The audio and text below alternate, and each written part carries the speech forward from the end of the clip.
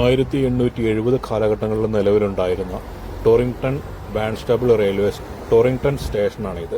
അതിൻ്റെ ഉള്ള ക്യാൻറ്റീനാണ് ഇത് കേട്ടോ. കുടുംബങ്ങളെ ഏത് ജ്യൂസാണ് ഇഷ്ടപ്പെട്ടെന്ന് പറ.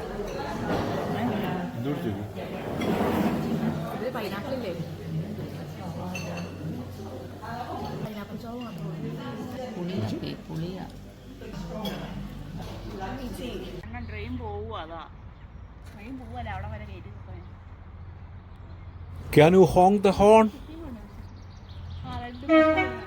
ആയി, അടിപൊളി. 2 ബോഗികളുടെ ട്രെയിൻ പ്ലാറ്റ്ഫോമിലേക്ക് വരുന്നു.